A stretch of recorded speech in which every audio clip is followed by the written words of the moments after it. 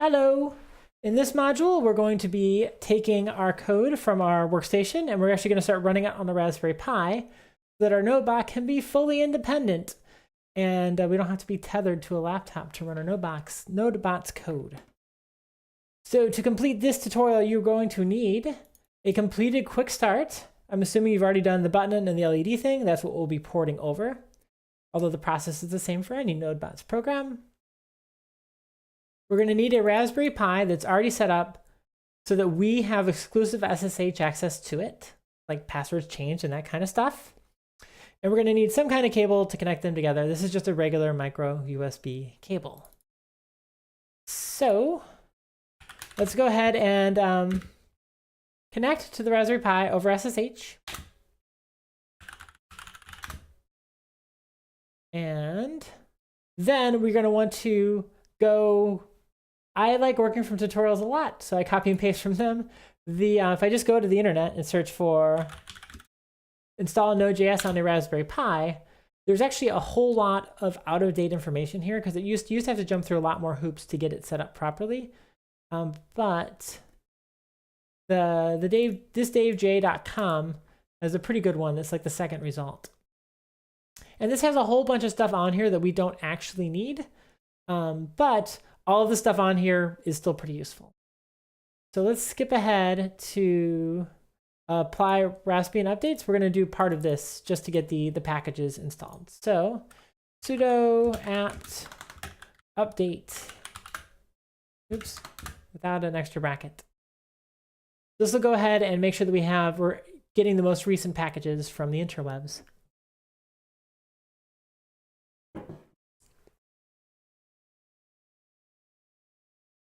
This should only take a couple minutes. You can also do the full upgrade when this is done, but at this point we'll actually have enough ready to skip ahead to we go back up to the top, skip ahead to install Node.js, way down, almost at the bottom.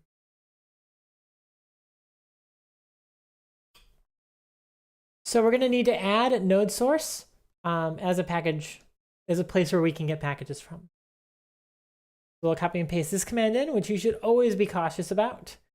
But the script is safe as of the time of recording this. I went ahead and read it before I ran it, which you should always do. Before you just like pipe something into sudo bash, like go look at it in your browser. Oh. Since I'm teaching a really bad practice, and read through it to make sure it's not doing anything fishy, because someone only has to sneak one really ugly line in a script like this to totally pwn your system. So always proceed with caution when doing this. But yeah, you will need to add that. And it even tells you the next step you need to do. apt-get install Node.js, which we need to run as root. So sudo apt-get install Node.js.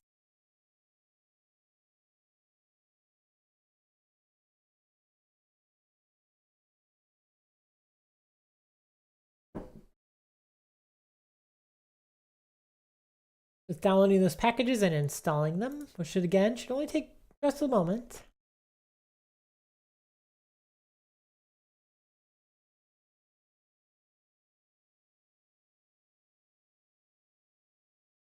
And then we'll be able to copy our code over and give it a run.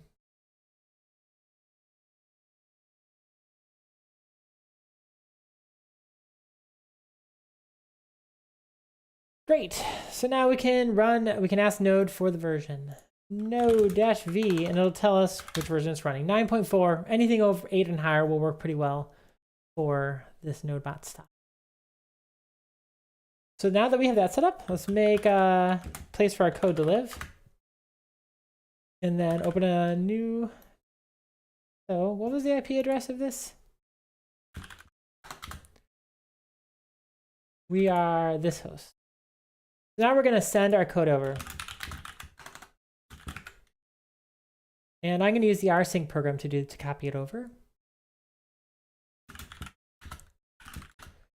So I'm not going to copy this giant SD card image over. So let's move that somewhere else.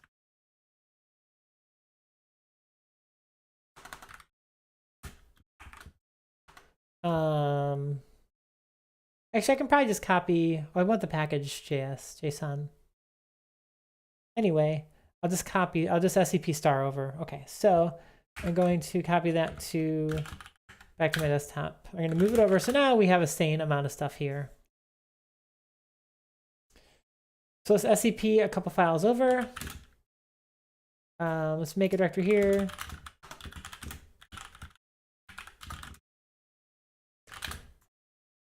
So we're going to use SCP. You can also use rsync to sync the whole directory. I'm just going to SCP the quick start to the IP address for this thing, which was, we just found it a moment ago. At that host or that IP address, then to this path.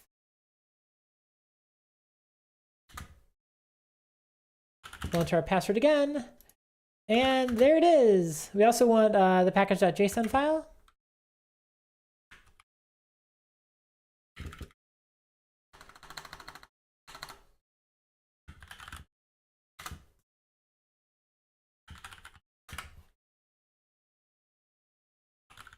Works better if you type it correctly, which always takes me a few tries.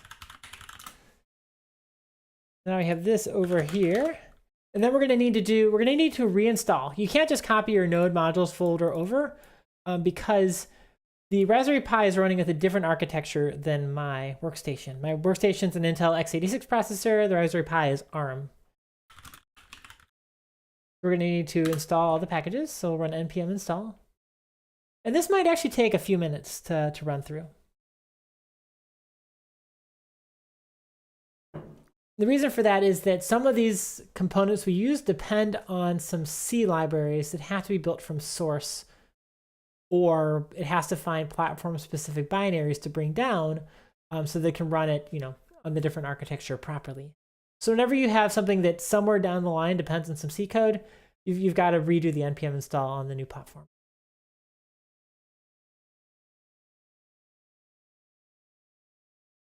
And like a lot of dependency things, it seems like we're downloading the world right now. See a bunch of different packages I recognize.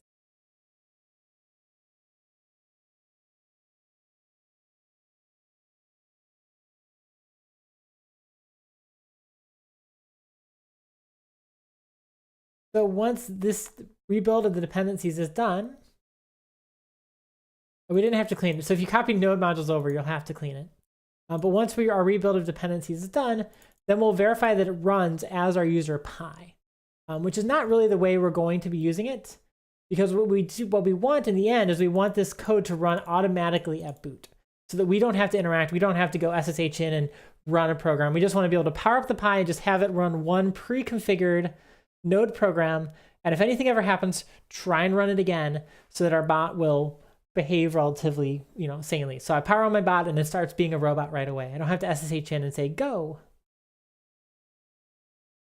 The more you can make these things kind of like automatic and headless, the easier it is to, work in different environments.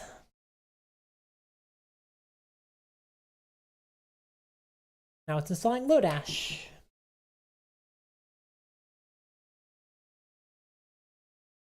Oh, and the program we're going to be using to do that is a node module called Forever. And I tinkered around with a lot of different ways to try and get this working, but using Forever from the rc.local turned out to be the easiest way to work. And it turns out, oh no, insecure dependencies, so it has not gotten some love in a while.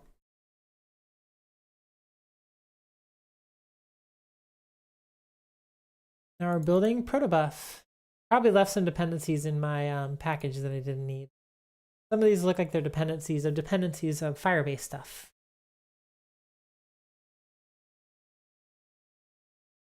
Remember how I said it was going to be building some stuff from source? This is what it's doing now. So the node serial port stuff, which is used by Johnny 5, is getting built from source right now. And you'll see some warnings and stuff here.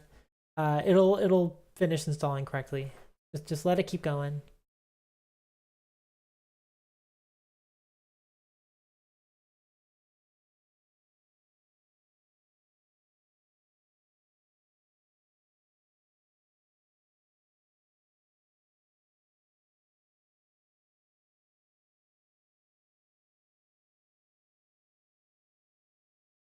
Oh, now it's installing gRPC stuff, where it's also building from source. This is taking a little longer than I expected, but it's done.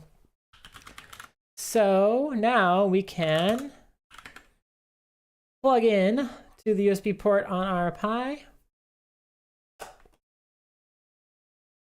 and plug in our Arduino.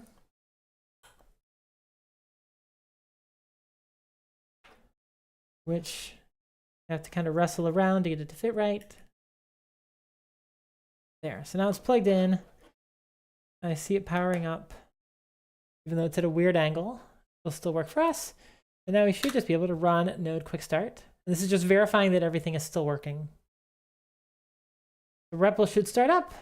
And now when I press this button, the LED turns on. So we're running our Johnny 5 code here. So if this works, pretty much any other JavaScript program should work as well. So next we want to install Forever. So we're going to install Forever as a global utility. So npm install forever-g, which will make it globally available so we can run it.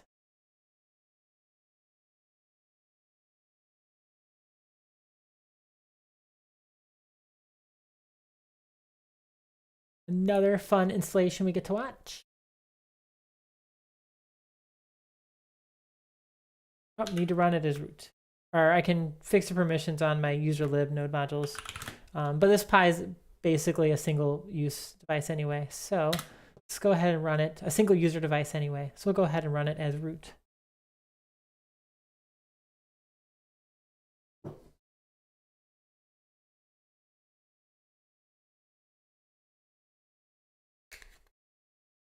Which is a shame. It made it through most of the installation process before it detected that it did not have permissions to write there.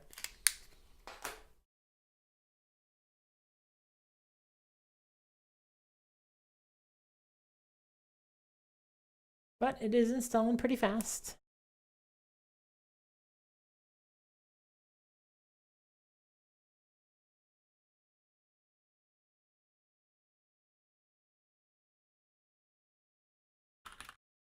So next, because we're going to be running this stuff at boot, we want to verify that we can run it with Forever as root. So we now have Forever. So where are we? This is the path to our program. So we want to switch over to root. And we want to know that we can run this program from like any arbitrary path. So we want to give it all the fully qualified paths we can. Node, or actually which Forever? We want to run the Forever program. Forever, we want to run,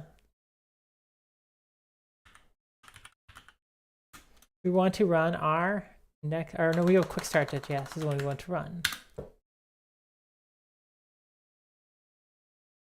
Great, and it looks like it's working. So we can take this program and we can add this to a file that runs commands at the point in time it starts up. So let's exit root mode because it's scary. Now let's edit with your favorite text editor, nano, whatever.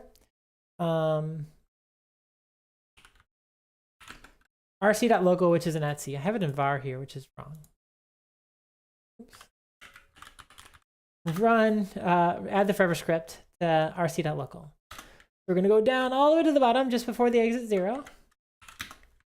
We're going to paste in our command, and we're going to add a single ampersand after it so that it'll background that process.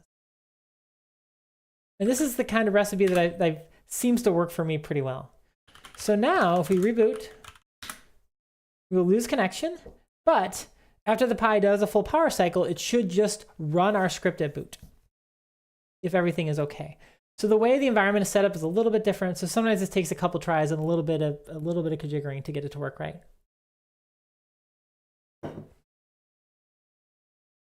So sometimes I'll start the LED on so I know that it's ready to go. But it can take a moment to boot up, a moment to get the Node program running. And there it is. So now if we power cycle our Pi, so if I unplug it, whoop, and if I also unplug it from the network, because this program does not need network access. I can do a power cycle, I can wait another minute, and I can you know, it will always try and run this program. And if something causes that program to crash, it'll try and run it again, which works pretty well for a lot of the stuff I work on, because you never know when you've missed some error state.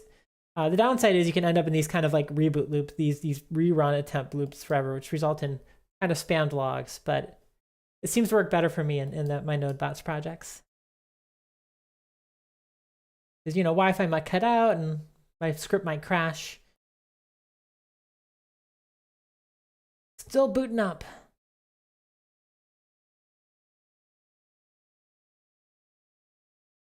Well, I'm not going to make you wait through another power cycle. You can trust that it does. Oh, wait, I actually see it blinking now. I will have made you wait through another power cycle.